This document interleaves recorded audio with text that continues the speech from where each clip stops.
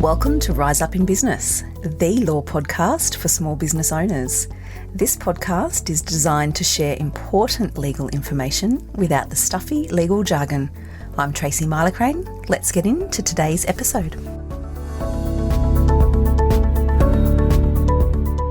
Hello everyone, welcome back to another episode of the Rise Up in Business podcast. Today's episode is fun. It was fun recording it and I hope you love it as much as I do.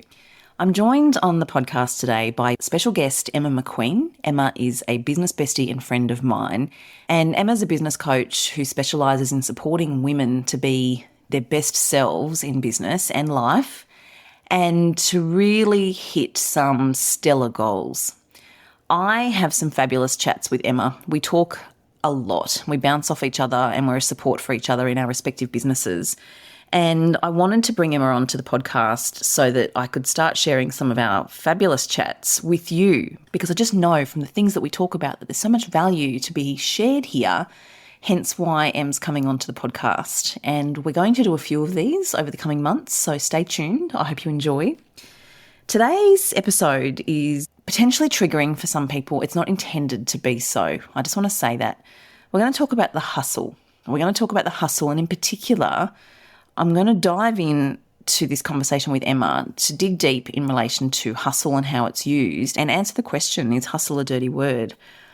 I don't think it is, and I'm going to share why, and you can hear for yourself what Emma has got to say on this topic as well. Without further ado, let's get into it. I hope you enjoy it as much as I do.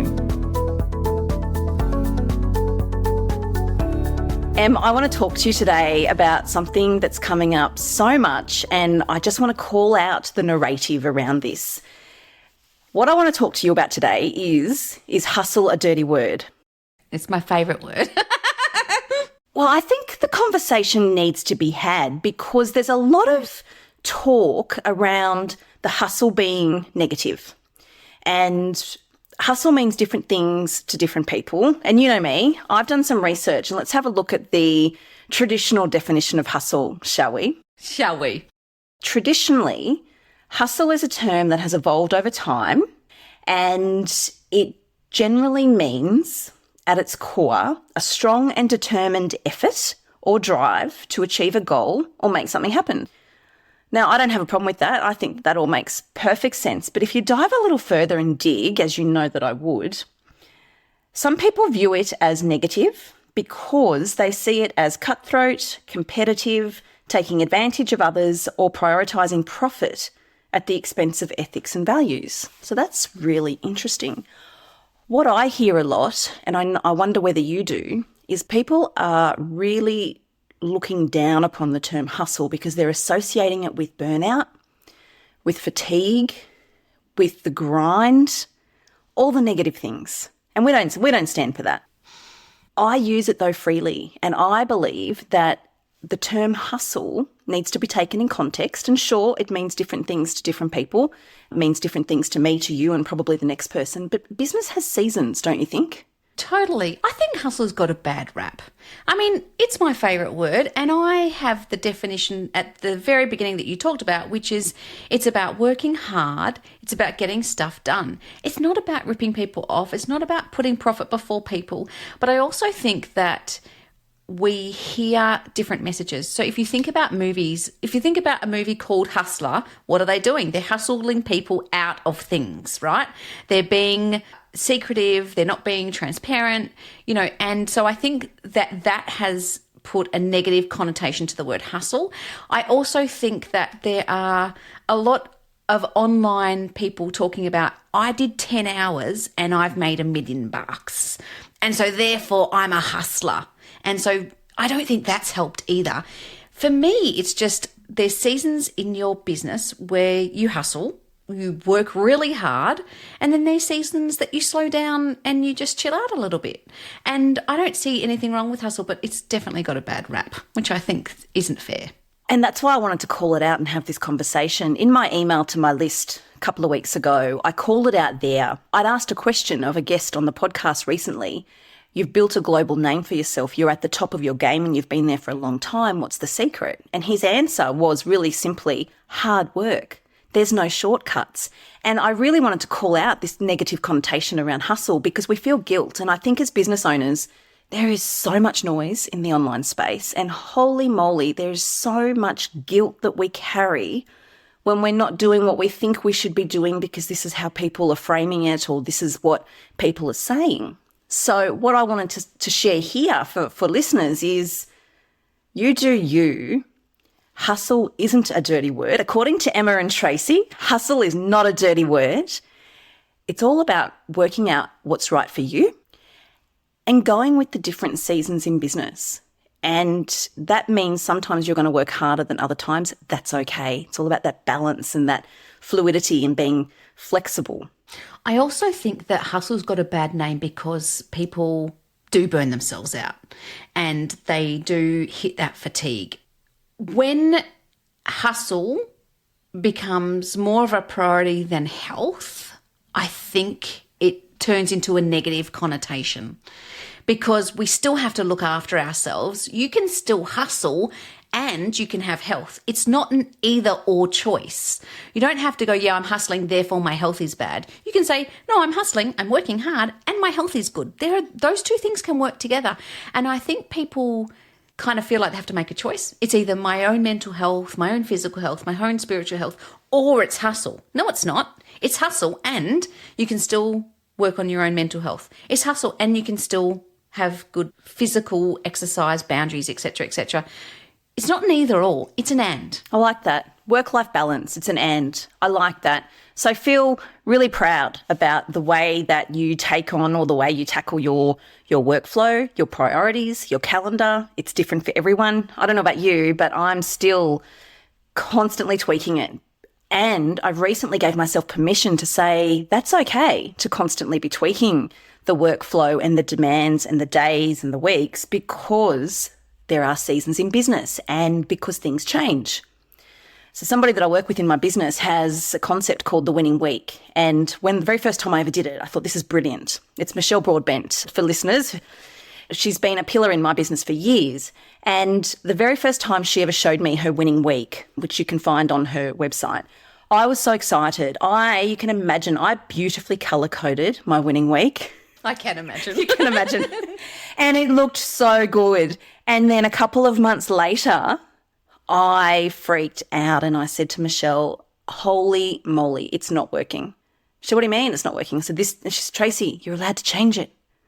Your winning week's going to look different in the school holidays to a really busy season in the business, to over Christmas, to when you're having some downtime. And that's when I realised giving ourselves the permission, which is very much what it was to me, to go with the flow a little more and lean into the different seasons. And that's where I became really comfortable, learning how to be flexible. I mean, it doesn't come easy to me. That'll be no surprise to anybody who knows me. It doesn't come easy to me. Our household's one of those households that has organised fun and, I think that's right, though. I think you can have a plan, but just be flexible with the plan. Like I've got my days kind of sorted out. I have Mondays and Fridays where I do admin-facing stuff and Tuesday, Wednesday and Thursday where I do client-facing things. And that normally works, but then there's some weeks that it doesn't work. And you just have to be flexible and just know that it's okay to shift from the plan depending on if it works for you. Because I think what we do is we hold on to a plan a bit too long and then it doesn't work for us anymore. And we're like, wow, this doesn't work. Or I could just tweak this one thing and it would work more beautifully. Yeah, I think we get attached to those plans, don't we? well, speaking from experience, yes.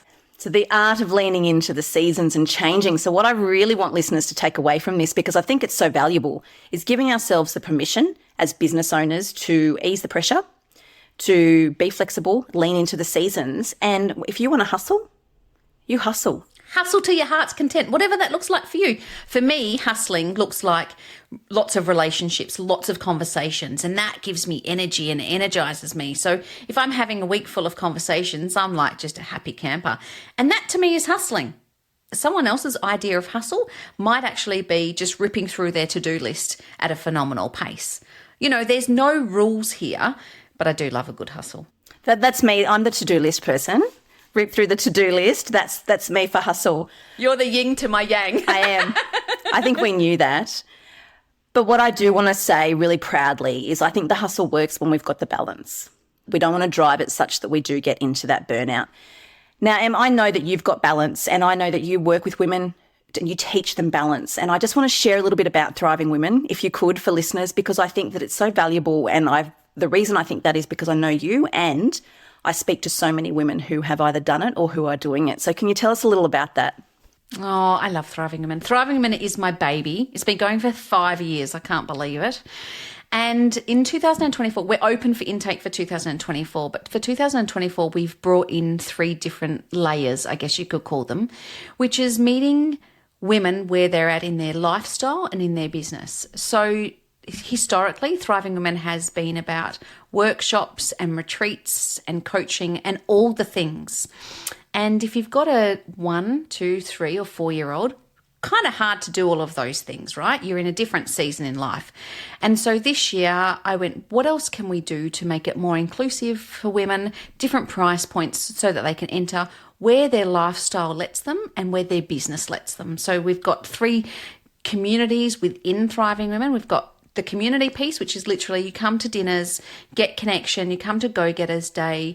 That is what you need in your business right now, community.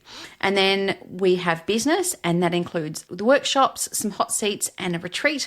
And then we've got the all-in, which is almost full already, Trace, which is pretty exciting. That includes all of the above, and coaching sessions with me and VIP access to me. And it's for women who really want to get results, so they just need that extra bit of support. It's my baby and I love it. And we try to instill in everyone that everyone's different. Business is so different that sometimes we just need that unique person on the other end of the Zoom to say, all right, let's try A, B, and C. And that's what I love about it. And that's what I love about this year or next year, that we're going to have 3 different layers, but all of them involve community, and we get to impact one another's lives in a beautiful way. And just by having that community means you've got like all these buddies, business buddies, that makes it less lonely. Oh, I'm not surprised that one of your tiers is almost full, to be honest. So there are 3 different tiers of the Thriving Women program, and I love hearing you talk about it. You just love it, and it comes across so much. And I know you, and I've known you for so long, and I know that balance and respect and nurture are they underpin a lot of what you do. And that's why I thought it was really lovely to be able to just share that in this episode, because what we're saying here to our listeners is hustle's not a dirty word. Do what's right for you. Find the balance. And if you want some community, or if you want to work with Emma and some other incredible women in different tiers, you've got different options. Again, all about flexibility. Jump over to Emma's website and you can check it out. We'll put the link in the show notes. Oh, thank you, Tracy. I love talking about hustle with you. Thank you so much for joining us on this episode. I really hope you've enjoyed this conversation with Emma.